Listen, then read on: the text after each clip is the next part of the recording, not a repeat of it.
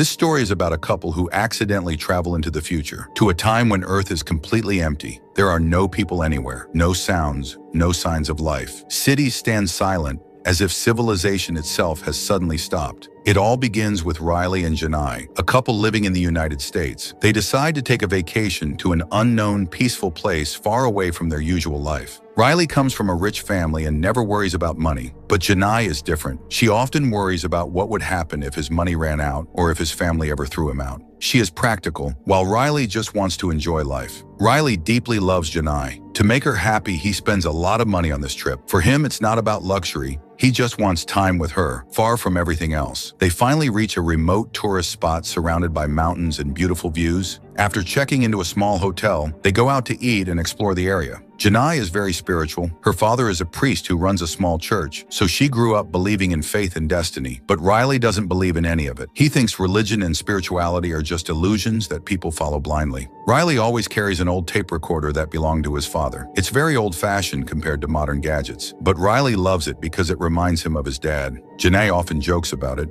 but he doesn't mind. After getting some rest, the couple heads out to explore. They see tall mountains, steaming hot springs, and endless beauty. They spend the whole day walking with a small tourist group, taking photos, laughing, and enjoying the trip. By the time they return to their hotel, they are both exhausted. Janai quickly falls asleep, and Riley lies down beside her quietly. That night, something strange happens. A bright light appears outside the window. Janai wakes up and walks toward it, thinking it might be the aurora lights that often appear in cold regions. But soon the light becomes brighter, far brighter than any natural light she's ever seen. It begins to rise upward, glowing so intensely that it almost fills the sky. Janai watches in confusion, thinking she must be dreaming. After a while, she falls asleep again. The next morning, Riley wakes her up. Everything seems normal: the sunlight, the room, the clock. But without knowing it, something impossible has happened. The date has changed. It's now the year 2028, even though they had gone to sleep in 2000. They get ready as usual and go downstairs for breakfast. But when they reach the restaurant,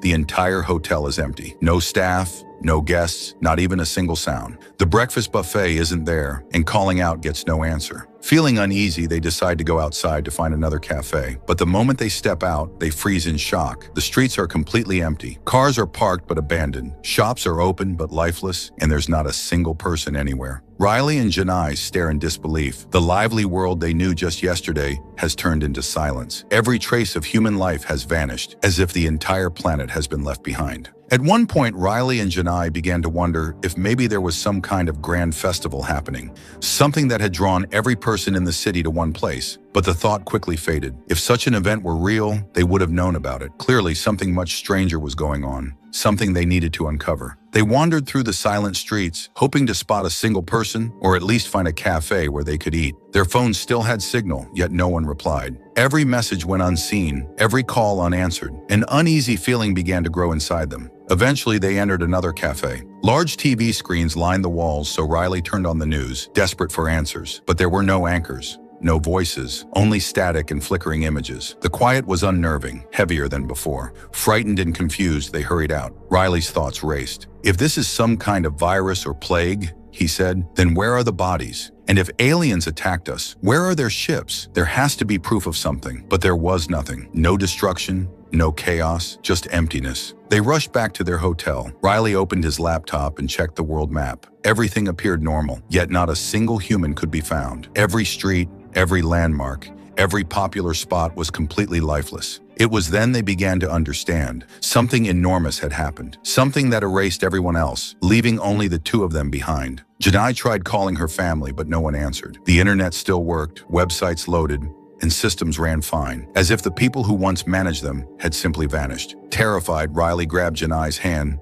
and decided they had to leave the city immediately. On their way out, they found a car parked with its door open, no owner in sight. They got in and drove off, desperate to escape whatever had caused this emptiness. They headed straight to a church they had visited earlier, where a priest once greeted them warmly. But even the church was empty now. The doors were wide open, candles half melted, and silence filled the air. The entire island was deserted. Finally, they accepted the unthinkable. They were completely alone. Overwhelmed, they held each other and cried. Riley tried to comfort Janai. Everything will be fine. We just need to stay strong. Whatever this is, we'll find a way out." Exhausted, Janai could barely think. Riley took her back to the hotel so she could rest. She slept for hours, her mind trapped between disbelief and fear. The thought that the entire world might be gone was too much to bear. When she finally woke, she whispered, "Maybe God is angry with us. Maybe this is our punishment. That's why no one else is left." Riley shook his head. "No, there has to be a reason. Maybe it's scientific, a virus, an experiment, something beyond our understanding. But we're alive, which means we still have a chance." He reminded her not to give up. "If we stop trying, we'll die just like the rest. We have to keep living until we find the truth." Determined to survive, they searched for a new home. They found an empty house, neat,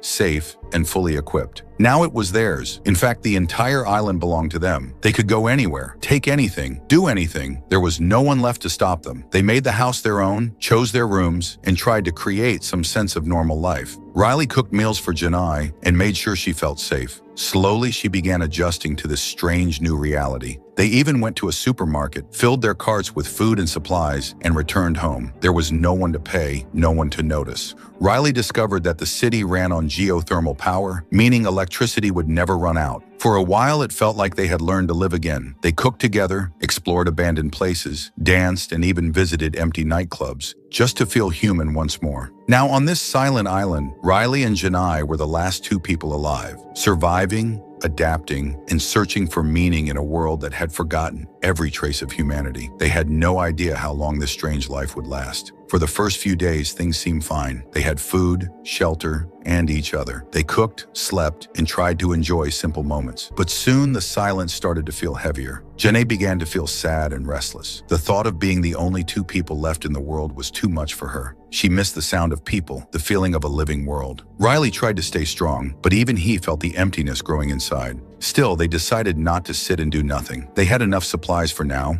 so Riley and Janai began to explore the island. Riley carried his father's old camera and kept taking pictures of Janai. That camera was special to him. It reminded him of his father, and he treated it like treasure. He wanted to capture every little memory with Janai, as if the photos could somehow protect them from loneliness. During their walk, they discovered a natural hot water spring. Laughing like children, they took off their clothes and stepped into the warm water. For a moment, it felt like life was normal again. Just two people enjoying a perfect day. After splashing and playing around, they lay down on the soft grass and fell asleep under the open sky. Over the next few days, they explored the forests and beaches, taking in every part of the island. Nature felt alive, but the world around them was dead quiet. When they returned home, they visited an empty supermarket to collect groceries. Janai picked fruits, snacks, and supplies, while Riley pushed a cart around like a child, trying to make her laugh. At one point, Janai, feeling bored, started punching empty cans. Boxing was her favorite hobby. Riley, meanwhile, decided to balance on the shopping cart and roll across the floor. But then the cart tipped over,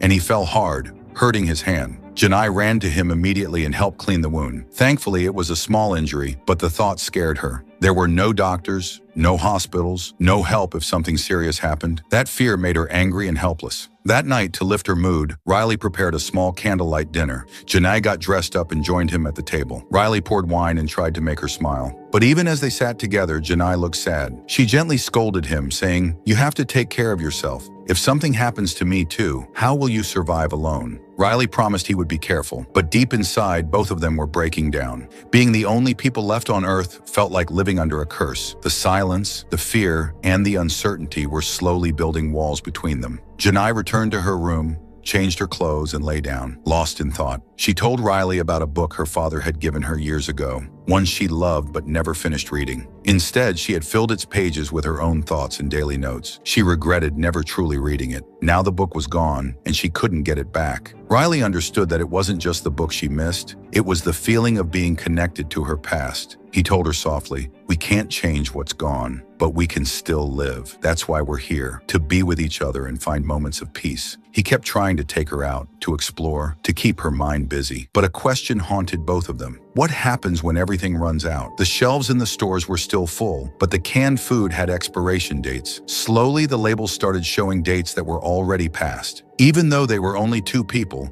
food couldn't last forever. Riley began eating the cans quickly, saying, "They're going to expire soon anyway." Janai tried to stop him, but he wouldn't listen. Then she began to worry about something even bigger. What if the geothermal power that kept the city running stopped one day? Without electricity, they wouldn't be able to cook, preserve food, or stay warm. Riley came up with an idea. "We'll start farming," he said, "and maybe even learn to hunt like ancient people did. We'll make fire, cook food, and survive with what nature gives us." Janai laughed at first. Both of them were city people who had never done anything like that, but soon she realized he was right. They had no choice now. The situation had changed them. They didn't know what new dangers or challenges the future would bring, but one thing was clear. They had to keep going. They had to fight, adapt, and hold on to each other, no matter how long this silent world lasted. As usual, Janai went for her evening walk, her one small escape from the quiet emptiness of the island. She always ended up near the same old church. Faith had always been a big part of her life, and since the world had gone silent, her belief in God had only grown stronger. Every evening she came here to pray, hoping for a sign, a miracle, or even just a feeling that they weren't completely alone. One evening she noticed a stone statue near the church gates. Without thinking, she began talking to it, as though it were alive. The statue, cold and still,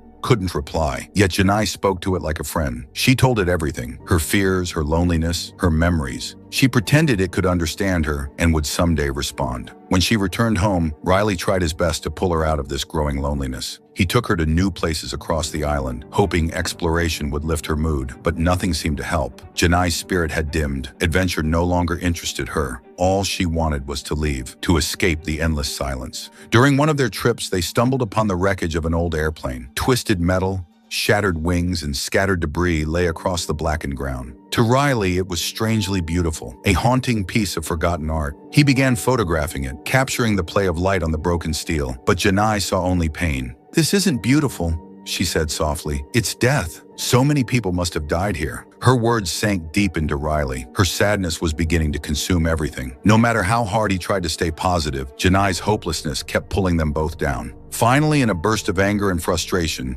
she grabbed the car keys and drove off, leaving Riley behind. He didn't chase her. When night fell, he lay down beside the plane wreck and slept beneath its ruined shell. The next morning, instead of returning home, he wandered deeper into the island. He took pictures of everything unusual and alive: trees, rocks, ruins, anything that could still tell a story. He trusted his father's old camera, the one that didn't depend on electricity. When the power eventually failed, he thought, this camera would still work, still hold their memories. He realized this device might one day be the only thing left to prove they ever existed. But he didn't know how to make Janai understand. She had stopped listening long ago. When his camera's film finally ran out, Riley walked into an abandoned electronics store to search for more. Surrounded by dead machines and flickering monitors, he began to think seriously about what true survival meant in a world without humans. He knew they couldn't just live day to day. They needed a plan, a real strategy for the future. Even if they had food and power now, those things wouldn't last forever. He remembered some survival lessons he once read: gather knowledge, books on farming, medicine, and basic survival. When the internet was gone, books would be the last teachers left. Start farming, grow their own food and depend on the land, create power, use solar panels, wind turbines, or water systems to keep electricity running, control food use, measure what they had, eat smaller portions, and limit themselves to 2 meals a day. Stay active, exercise daily to keep their bodies and minds strong, just like astronauts who survive alone in space for months. Continue humanity. If they could, they needed to make sure life didn't end with them. But even with all these thoughts and plans, something was still breaking between them. The emotional distance between Riley and Janai had become larger than the emptiness of the island itself. They lived together in silence, two survivors surrounded by a world that had forgotten what it meant to be human. Riley had started worrying about what would happen when the electricity finally stopped working. To prepare, he collected a few hardware devices and parts from an abandoned store. His plan was to build a small hydro system that could generate power from flowing water. While carrying all the equipment and taking the elevator down, the doors suddenly jammed for a few seconds. The air felt tight and Riley began to panic. A thought struck him. If the power went out now, he'd be trapped in here forever. When the doors finally opened, he stepped out, shaken but determined. Back home, he began assembling all the parts to build his power system. He understood that nothing on the island would last forever. If they didn't start planning now, survival would become impossible later. Meanwhile, Janai was living in her own world. She spent her days wandering into places that gave her comfort. Sometimes she visited a theater and watched old films playing on loop. Other times she went to a horse farm and rode alone, pretending life was normal again. But no matter where she went, she always came back to Riley because he was the only person left in her world. Riley spent most of his time photographing the island's landscapes from a hilltop. When Janai finally found him there, she was surprised, not because he was gone, but because he hadn't come looking for her. Yet seeing him so calm and focused softened her anger. She stopped fighting with him. They sat together on the hill, silent but close, and Riley promised her that he would find a way out, some path to escape this endless isolation. His love for Janai hadn't faded, even after everything. The two of them then returned to the city, checking different stores for supplies. In one old photography shop, Riley found rolls of unused film and took as many as he could. Janai also picked up things she thought might help them later. Since there was no one left to stop them, they took whatever they needed. Riley soon came up with a new idea, to go camping, just as they had planned before the world fell silent. They packed their supplies, got into the car, and drove far outside the city, heading into the forest. After traveling for a while, they discovered a hidden underground chamber. Its door was wide open, and the place looked messy, as if someone had been living there recently and left in a hurry. They decided to stay there for the night, but as they stepped outside, they saw something unexpected, an old man standing nearby. His name was Neil. When Neil saw them, his eyes widened in shock. His body shook, and he almost collapsed from what looked like a heart attack. It had been decades since he'd seen another human being. Riley quickly ran to help him. Neil was frail and weak, so Riley and Janai took him back to the chamber and shared their food and water with him. For the first time in years, Janai smiled. She was relieved to see another person, but she was also scared, unsure of what his story might be. Later, Neil began telling them everything he knew. Years ago, something strange had happened, a mysterious phenomenon that made people disappear. He said his family had been alive when it all began, and they survived together for a while. But when he returned home after a long time, he found something horrifying. His wife and son had turned against him. Resources had run out, and madness had taken over. One by one, everyone died.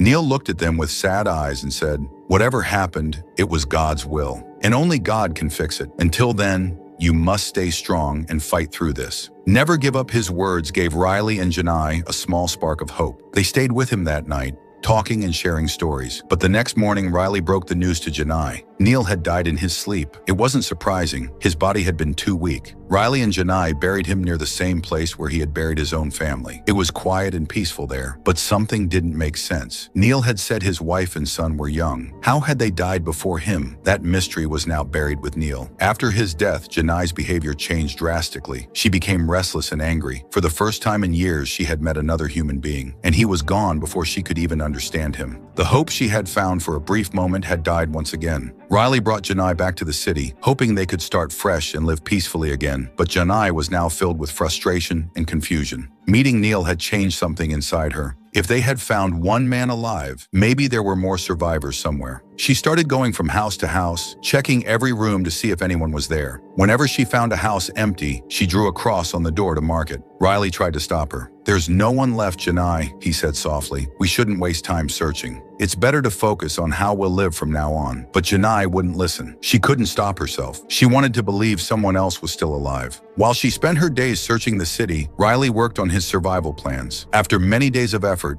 he finally built a small wind turbine that could make a little electricity for their home. When Janai came back, they argued again, both tired and emotional. Eventually, they decided to leave the city for a while and go to the coast. Maybe being near the ocean would calm them. When they reached the sea, Riley took pictures while Janai stared at the endless waves. "Everything else has ended," Riley said quietly. "But look, the water still moves, sometimes slow, sometimes fast, but it never stops." For a moment, they both felt peaceful. Watching the waves crash against the rocks, they kissed, holding on to each other in the middle of a world that had forgotten them. Later that evening, while Janai was working on her laptop, a notification sound suddenly popped up. Her heart started racing. Maybe someone had finally contacted them. Maybe another survivor was out there. But when she opened it, she saw it was just Riley. He had sent her a beautiful photo of her that he had taken earlier. That small act, instead of making her happy, broke her even more. She had no hope left. After a few hours, Riley fell asleep. When he woke up, he noticed an envelope on the table. Inside it was a photo of Janai, but it was strange. It was taken at the rocky cliffs where Riley often went to take pictures,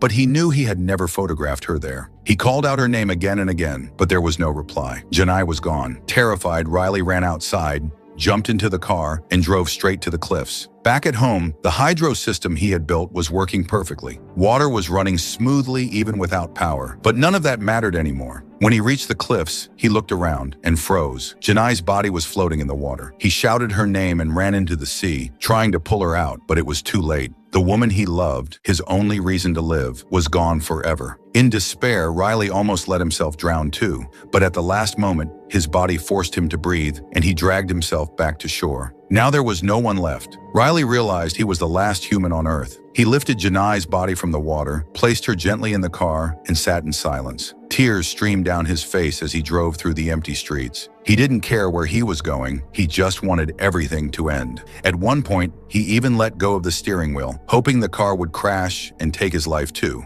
But then his father's words echoed in his head. No matter what happens, survive. With shaking hands, Riley grabbed the wheel again. He didn't know why he was still alive, but he kept driving into the endless horizon. And that's where our story ends.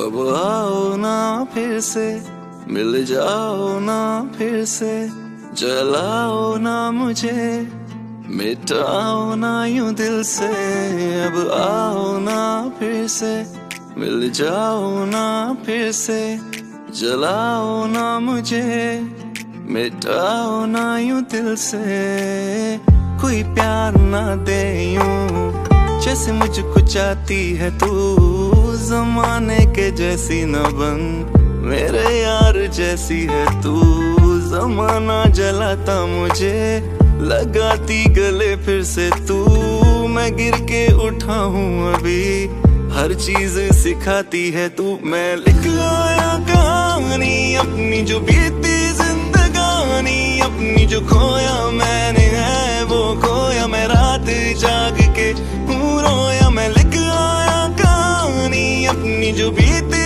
जिंदगानी अपनी जो खोया मैंने है वो खोया मैं रात जाग के हूँ रोया रोया रोया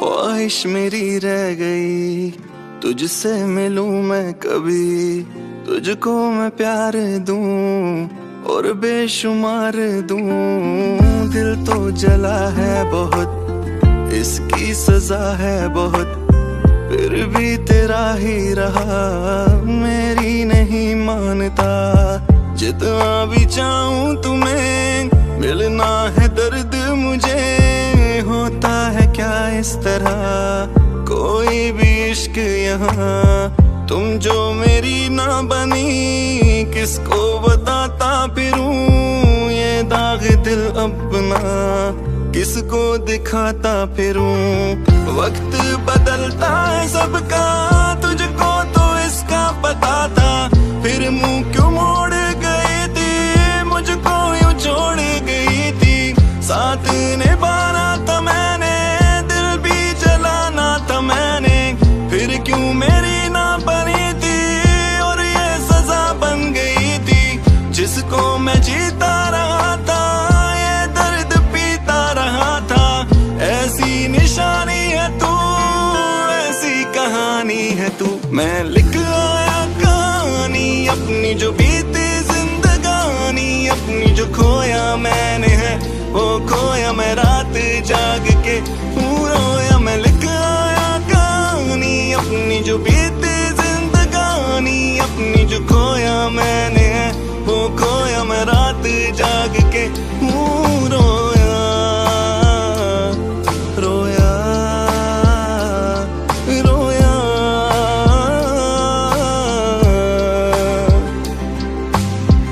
अब इसके पार है तेरा मेरा ठिकाना अब इसके पार है तेरा मेरा ठिकाना अब इसके पार है फिर तुझसे दिल लगाना अब इसके पार है